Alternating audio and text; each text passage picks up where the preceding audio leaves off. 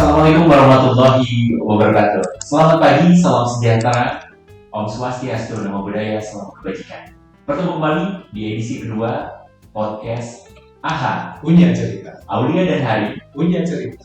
Pada edisi kedua ini, Mas Hari, Ya. kita sudah kedatangan satu orang mahasiswi, yang mana kita akan diskusi dan bicara santai, gitu ya. Seperti disampaikan sebelumnya bahwa AHA, Punya Cerita merupakan podcast yang ditujukan untuk membahas dan mengupas tuntas dunia kemahasiswaan. Dan kali ini kita kedatangan salah satu mahasiswa kita yang keren. Betul. Kita sebutnya Aurum ya. Nanti kan memperkenalkan diri. Aurum ini di sebelah saya ini sudah ada piala gede banget.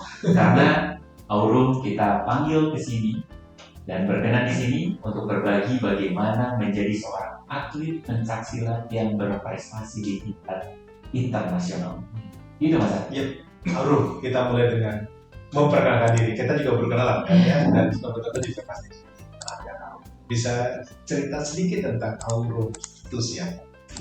Ya, sebelumnya nama saya Aurum Namira Maria Jeda, dikenal biasa dipanggil Aurum. Jurusan prodi Fakultas Ilmu Budaya, jurusan angkatan 12. Ya, menekuni dunia silatnya terutama. Nah, tolong ceritakan tentang atlet kamu tuh atlet apa? Kalau menekuni perisai diri, jadi saya kebetulan perisai diri. Saya tuh pertama kali masuk perisai diri itu kelas 1 SD. Iya. Kelas 1 SD. Berarti udah berapa belas tahun? Berapa ya, selama itu pede juga gitu. Ya, jadi ini kelas 1. Cuman dulu tuh kegiatannya nggak cuma itu. Nah, mulai serius itu, mulai ada cita-cita ingin gitu, menseriusi di bidang ini SMP kelas 1. Udah mulai, terus sampai sekarang. Jadi kelas 1 SD belajar pencaksilat. Gimana siapa yang nyuruh pencaksilat? Jadi dulu Itu disuruh orang tua atau keinginan sendiri? waktu kecil tuh gak bisa diam. Ya, karena gak bisa diam. Tomboy. Ya, gitu lah. Sekarang udah mulai alhamdulillah sadar gitu. Dulu tuh gak bisa diam. Jadi semua orang tua dikasih supaya pas pulang dari sekolah tuh, pulang kegiatan tuh tidur gitu. Di rumah tuh gak main lagi gitu. Sampai rumah istirahat gitu. Jadi kegiatan tuh emang dikasih banyak kegiatan. Salah satunya silat. Nah, di antara banyak itu saya jatuh cintanya sama perisai diri. Apa ya? Kamu cinta? Apa ya? Banyak belajar sih di situ. Orang-orangnya tuh di perisai diri khususnya saya juga belajar ya, terus di pertandingannya itu dari proses-prosesnya, dari perjalanan di situ saya dari tim gitu ya. Misalnya pertandingan di tim itu saya dapat teman banyak. Terus di setiap latihannya tuh ya aku bisa nemuin passion, namanya passion aku di situ gitu. Jadi kayak walaupun capek, tapi ketika didorong pelatih, di kasarnya dikerasin dong pelatih itu malah makin keras. Kayak makin semangat gitu. Kan, saya bayangkan dari kelas 1 SD, saya tahu kan kamu juga belajar bela diri kan. Saya juga belajar bela diri. Tapi saya tuh kelas 1 tuh belajar bela diri apa, SMP apa, SMA apa, dan dia itu bosan kan? Betul. Ya kan? Sama. Nah, gimana kamu di kelas 1 SD loh? Apa yang buat kamu tuh tetap menekuni gitu? Itu menarik. Itu mungkin karena emang kegiatannya banyak kan. Ya, nggak cuma bisa di doang, cuma satu ada berbagai macam. Jadi misalnya hari ini pada besok apa. Nah, jadi walaupun dari kelas 1 SD rekeningnya, tetap aku tuh mengeksplor banyak hal juga. Jadi yang nggak membuat bosan itu karena ketika kita menemukan ada variasi ya dalam apa yang kita lakukan ya. Betul. Karena sebetulnya yang akan kita coba diskusikan di Iya. sekarang ini, Iya. bagaimana mengelola energi Iya. menjadi prestasi. Iya. Di mana energi yang masih banyak di waktu kecil Iya. diarahkan pasti ke banyak hal oleh Iya, orang tua iya. kan. Ternyata ada yang les piano, ada yang bela diri, ada yang banyak hal. Ternyata aku jatuh cintanya ke silat gitu ya. Selain silat apa lagi? Oh, kasihan. Ada silat, panjat tebing, Silat, panjat tebing, angkat batu. berenang, Oh berenang. les matematika, sama biola. Oke. Oke. Variatif juga meskipun lebih banyak yang banyak fisik ya. Iya betul. Dan itu semuanya pilihan sendiri. Enggak, ada 2 yang didorong. Oke. Enggak semua matematika. Terus, yang menarik itu adalah konsistensi. Ya itu. Konsistensi dan persistensi. Iya itu betul. Ada tipsnya, gimana caranya Aurum dari kelas 1 SD sampai dengan sekarang dan sampai punya prestasi silat di international level, itu gimana sih cara ngelola diri biar nggak bosan gitu? Kalau bosan tuh pasti ada jenuh, kayak latihan tuh pasti misalnya kalau misalnya sudah jauh banget dari pertandingan, itu tuh kita latihannya tuh lebih ngejar stamina. Pasti lari dan lari. Ya. Di posisi kayak gitu pasti bosen ya. Itu yang saya rasakan juga. Tapi disitulah aku tuh ingat tujuan pertama. Tujuan pertama aku melangkah tuh aku bisa. Kenapa aku pertama melangkah tuh kenapa? Gitu. Ya, Karena apa di itu? setiap aku pengen bawa nama pencak silat Indonesia. Jadi dipandu oleh tujuan besar ya kan. Jadi kita harus memang memiliki tujuan yang achievable, tapi membuat kita bertahan ketika kita mengalami perusahaan itu. Jadi ternyata ketika mengelola energi, Iya. ada tips nih dari Aurum, yaitu kita harus punya Iya. arah yang jelas. Clear. Makanya tadi ya, kayak Unpad Iya. bermanfaat. Iya. Jadi tujuan itulah yang kemudian membuat kamu bertahan. Karena aku punya tujuan itu. Salah satunya. Salah yang berikutnya. Salah berikutnya salah ya. Iya. Salah faktor berikutnya. Iya, Salah faktor satu selainnya tuh pasti pengen nemenin orang tua. Karena yang nemenin perjalanan dari kecil, ya kan dari SMP tuh. Dari SMP tuh Mulai tadi. mulai masukin ke sebagai itu dari SMP. Nah itu tuh latihan itu jauh. Terus yang itu pasti Bunda nemenin kesana kemari. Aku cedera Bunda ini. Ya Orang tua percaya diri juga, teman. bela diri, pernah ikut percaya diri, tapi ya biasa, ya gitu misalnya. Tapi nggak menurutnya. Jadi yang kedua itu selain punya tujuan yang menantang, membuat kita bertahan di sana. Yang kedua itu adalah tujuan itu bukan hanya diri sendiri ya kan. Tujuan itu ketika itu tercapai bukan hanya untuk saya, tapi setidaknya untuk orang-orang yang saya cintai. Jadi setidaknya 2 hal itu ya. Saya punya tujuan yang jelas dan tujuan itu bukan hanya untuk diri sendiri. Saya berjuang bukan hanya untuk saya ya, tapi saya juga berjuang untuk orang-orang yang mencintai saya, yang sudah mendukung saya. Bahkan tadi kan mengatakan silat untuk ke dunia gitu ya. Dan juga ada motivasi. Banyak lah orang luar biasa yang aku temuin di yang signifikan bagi Anda ya. sana. Terus aku tuh orangnya gak pernah merasa, bukan gak bersyukur, jadi gak pernah merasa puas dan cukup nih. Jadi misalnya dari latihan energi gitu, pas lari nih masih misalnya kita tuh ada misalnya sprint gitu.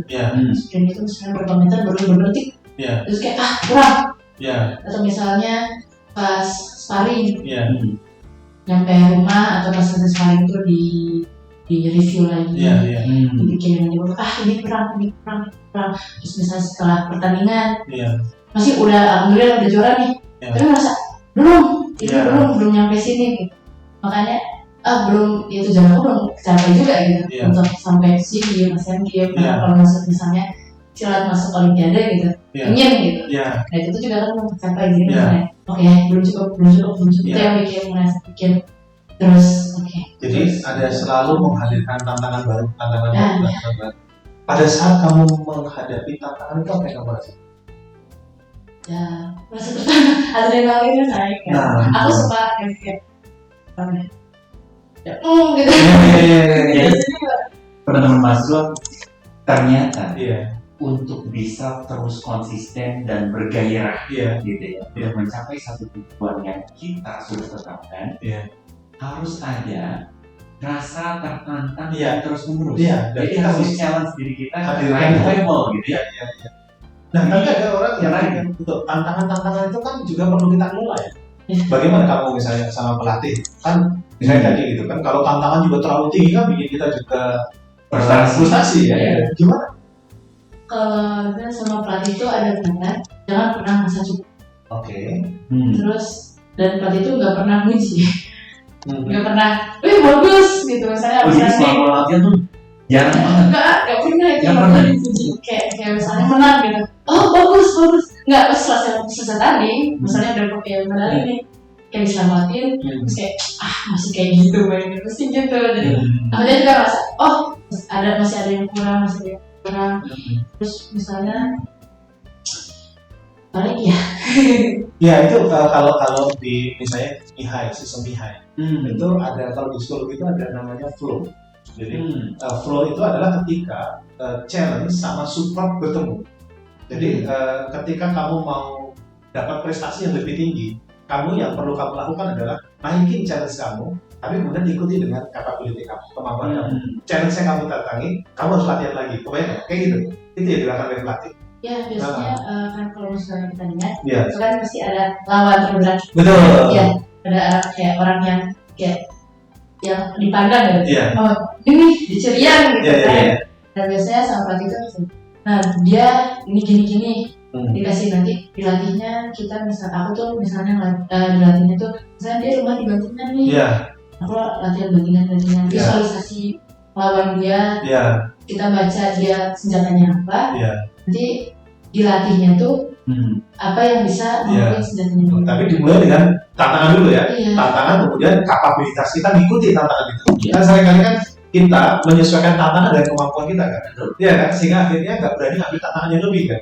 Kalau ini tantangan di setup dulu, kemudian kita kemampuan kita kemudian menyeimbangkan dengan tantangan itu. Jadi terus ya sampai kemudian prestasi kita naik. Jadi Menarik. penting untuk menentukan target lawan. Betul. Benar nggak sih? Betul. Kayak misalkan Korea secara teknologi itu dia pakai yang Jepang. Pokoknya apapun, pokoknya saya mau ngalahin Jepang. Iya. Saya gitu. Nah, Aurum juga gitu. Iya. Misalkan taruhlah atlet di kelasnya Aurum yang dalam tanda kutip ya, yang dikumpulkan itu siapa sih? Oh Iya. berarti gold standar saya harus melebihi dia. Iya. Gitu sih. Tapi nggak sih? Iya. Karena aku tuh orangnya harus dorong. Harus ya. Kalau misalnya kasarnya kalau harus kita harus gampang gitu. Iya. Karena Ya tadi ya. Tantangan di setup, kemudian kapabilitas kita, kemampuan kita mengikuti tantangan itu. Ketika sudah tercapai, tantangannya harus naikin lagi supaya kita mendorong diri kita untuk selaras dengan tantangan itu, gitu ya. Menarik. Ya. Nah, yang menarik begini, kehidupan sebagai atlet dan sebagai mahasiswa tentu saja menantang untuk dikombinasikan. Ya, dan membutuhkan banyak sekali energi ya. Betul. Banyak sekali hal yang dilakukan. Betul. Jadi bagaimana cara kita mengelola energi di prestasi? Ya. Tipsnya gimana sih, Bang?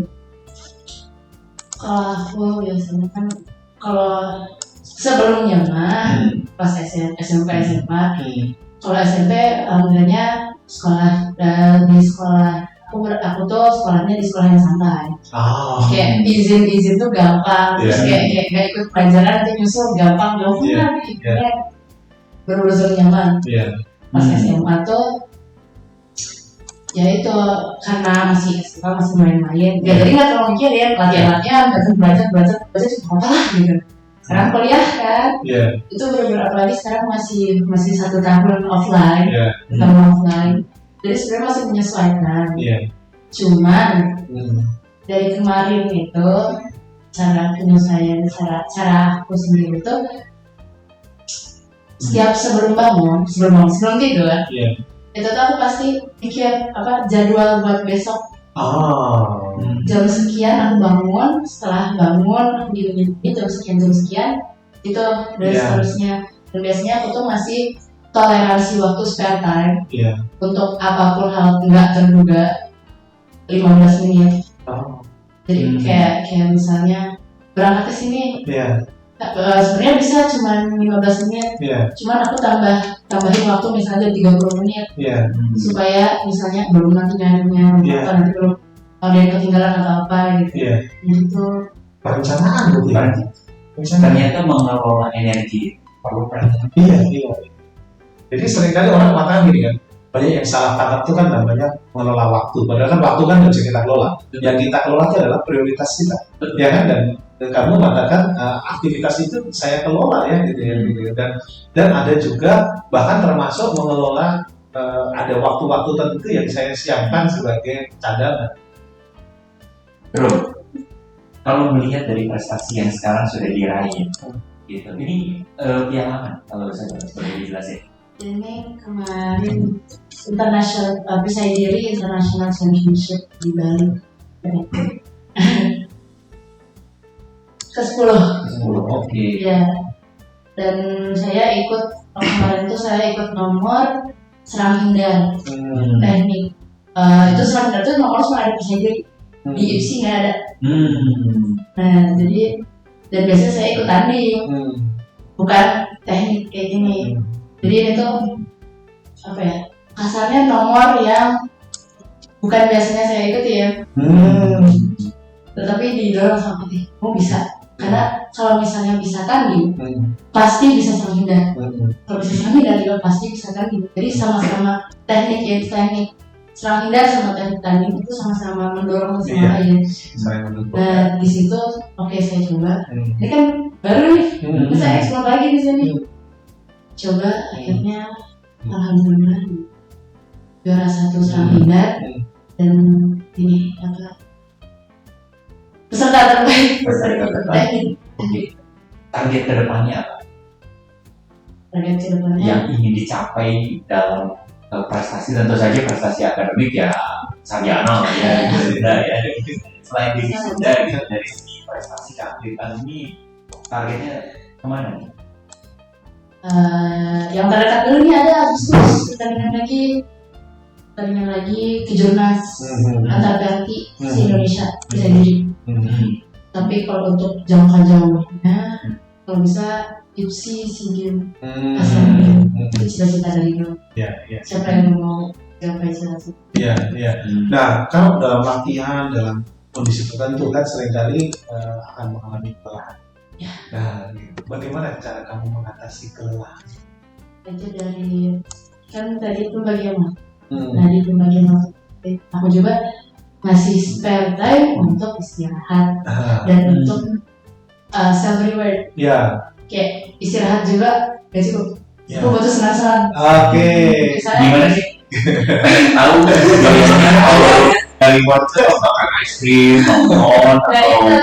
nonton Korea seharian. Apapun bisa aku tuh senang makan. Tapi kadang tuh karena menjadi atlet harus jaga berat badan. Biasanya mengatur waktu untuk self reward itu setelah pertandingan. Setelah pertandingan kan aku kan harus jaga berat badan masih untuk berikutnya. Cuma udahlah aku kasih waktu misalnya 3 hari atau berapa hari gitu untuk aku ingin makan apa yang aku.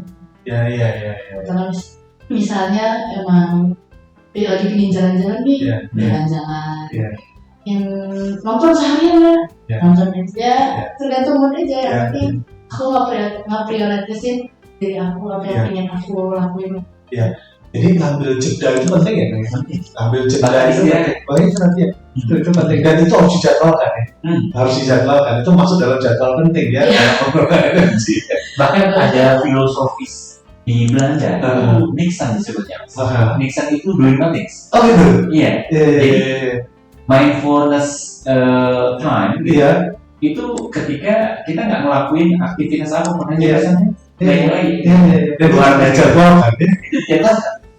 Jadi ada jadwal di mana saya doing nothing. Iya. Gitu. Dan itu karena saya Itu rasa penting ya. Karena pernah waktu itu emang aku terus latihan. Terus sebenarnya latihan tuh bisa di mindsetin sebagai main.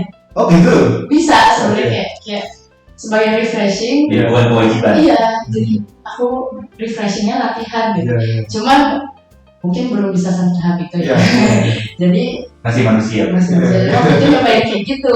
Iya. Terasa overworknya, Iya. kayak cepet capek, bosen, latihan gak maksimal.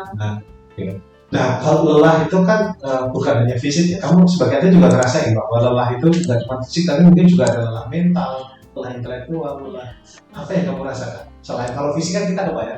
Lelah-lelah yang lainnya yang apa yang kamu bayangin?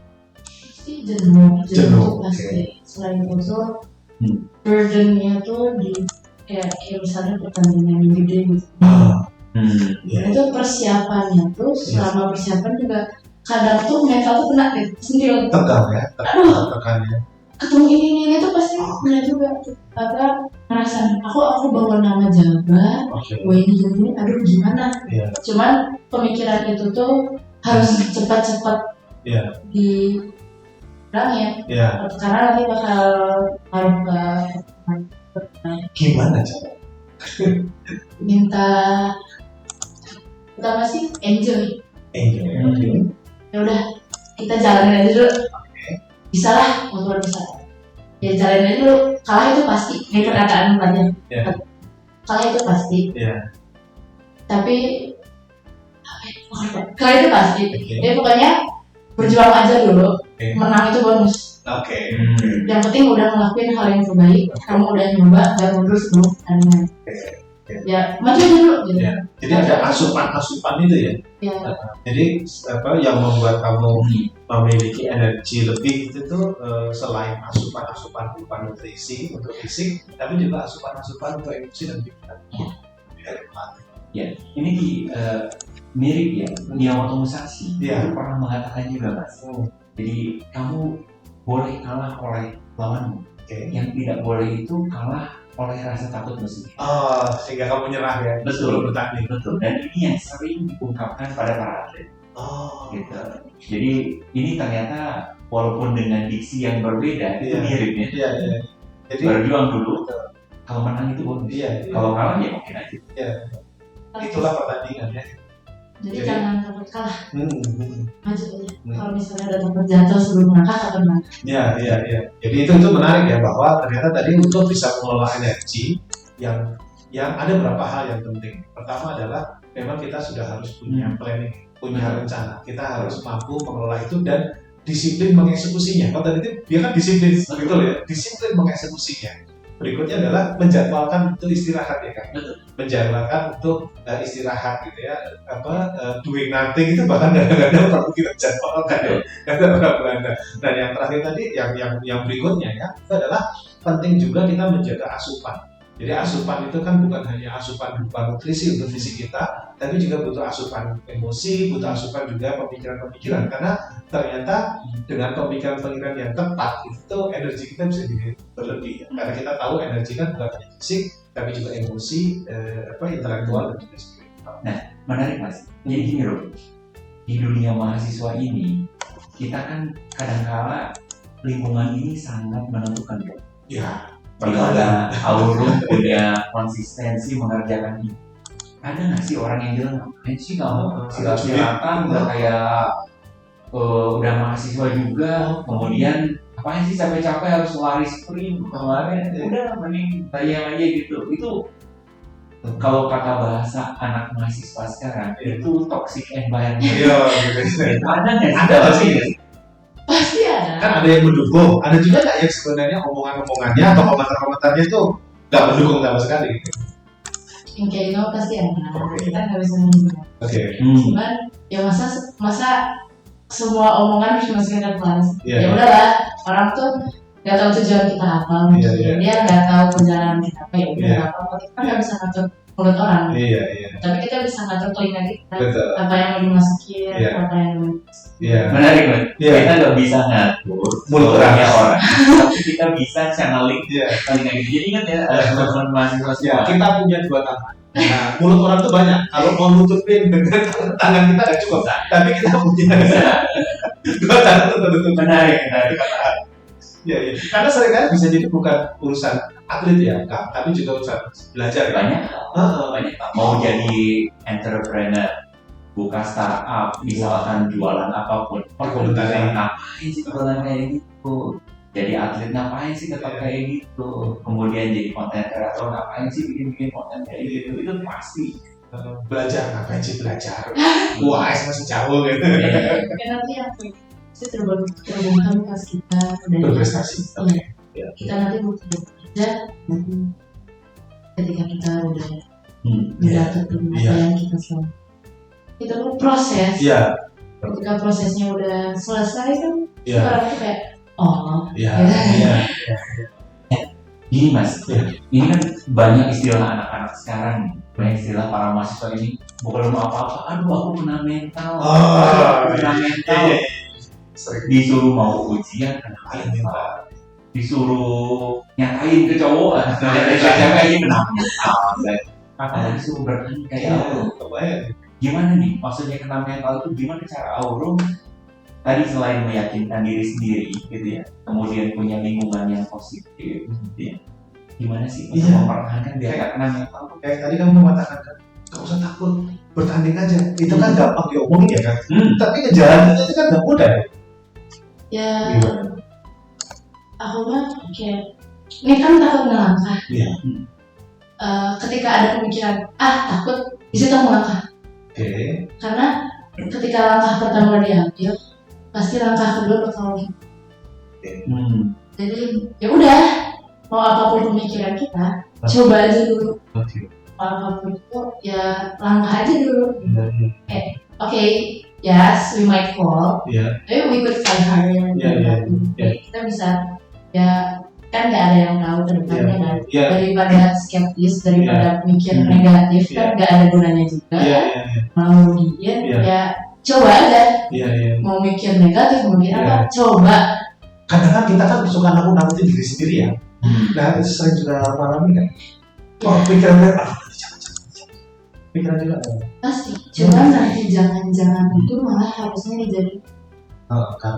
karena misalnya aku takut sama lawan ini gitu misalnya ada A aku takut lawan A kenapa si A tendangannya bagus misalnya tendangan T-nya bagus oh di situ aku cari peluang oh dia tendangan T-nya bagus berarti di situ aku harus cari cara supaya mengantisipasi itu kita udah tahu apa yang bisa terjadi gitu dicari jangan Jadi kamu bersahabat dengan ketakutan. Dari ketakutan itu kan berarti kan opportunity kamu to learn kan? Ya. Kamu misalnya tadi kan, oh saya takut kena tendangan dia, karena saya takut makanya saya harus belajar bagaimana mengatasi dia. Gitu. Ya. Jadi ketakutan itu justru malah menjadi peluang kamu untuk belajar. Ya.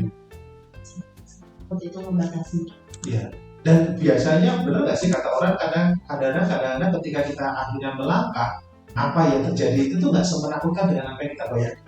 Sering terjadi kayak gitu kan? kadang memang tidak semenakutkan Iya. kadang juga lebih menakutkan Jadi ini kata menarik. Ternyata mental set itu harus dikonfirmasi dengan realitas. Dengan realitas. Contohnya musuh gitu ya, bagus nih. Gitu. Kemudian mental setnya, wah nggak menakutkan. Iya. Kenyataannya benar-benar. Pernah jadi kayak gitu? iya pernah cuma kayak kita gak makan Iya. dan setelah kayak lebih menakutkan nih Iya. ya terus ya coba aja kalau kalah nanti suatu saat bisa kita kemarin Iya. Oke. Jadi jangan juga kayak kita kadang-kadang kan suka menenangkan diri dengan itu nggak apa-apa, itu nggak apa-apa, gitu kan ya. Kita harus konfirmasi dengan data ya berarti ya gitu. Karena kenyataannya bisa jadi memang tidak semenakutkan yang kita pikirkan, tapi seringkali kadang-kadang juga ada kenyataannya memang menakutkan gitu ya. Jadi yang menarik ya message-nya bahwa ternyata tidak hanya mental set saja Iya. yang perlu kita set up, Mas. Iya. Tapi juga kita lakukan dan kita validasi dengan tindakannya Pak. Iya. Makanya seringkali ada nasihat begini, saya lupa yang nulis siapa, tapi gini, bukan berpikir positif, yang terpenting adalah bertindak konstruktif. Ya kan? Jadi kan karena memikirkan yang negatif itu seringkali juga gitu kan, kamu memikirkan ketakutan kamu. Tapi kan kamu malah dapat ide. Yang terpenting itu tindakannya ya kan. Tindakan kita harus konstruktif gitu. Saya pikir saya ingat jadi gitu. Karena kan seringkali kan kita bertindak saja dulu gitu. Karena nanti ketika kita bertindak, pikiran kita dan emosi kita pun juga bisa jadi akan berhenti. Nah, saya kira kita sudah membahas banyak hal dan message ya yang daging semua ya.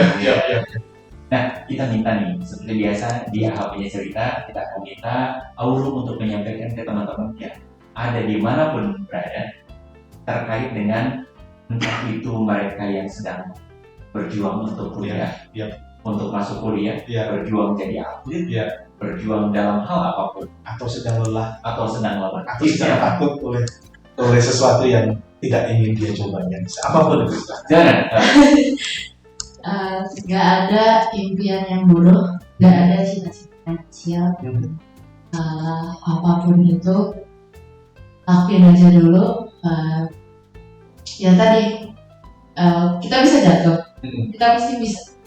We might fall, but we could fly high. Itu sih, itu ya jangan takut melangkah aja intinya. Coba dan semua. Jatuh, gagal, coba lagi, latihan lagi, gitu ya.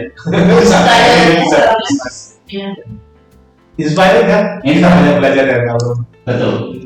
Terima kasih sekali lagi Aurum sudah hadir di acara AHA Punya Cerita. Seperti biasa, Aulia dan Hari punya cerita akan menghadirkan dan juga membahas terkait dengan dunia mahasiswa dan seluk-beluk mahasiswa. Sekali lagi terima kasih, sukses selalu. Mudah-mudahan kedepannya bisa berprestasi dan membawa harum selain nama Universitas Pajajaran, juga membawa pencak silat ke dunia. Seperti Unpad yang bermanfaat dan mendunia. Baik. Terima kasih sekali lagi. Sampai bertemu lagi di sesi kita yang akan datang. Ya, di AHA Punya Cerita. Assalamualaikum warahmatullahi wabarakatuh.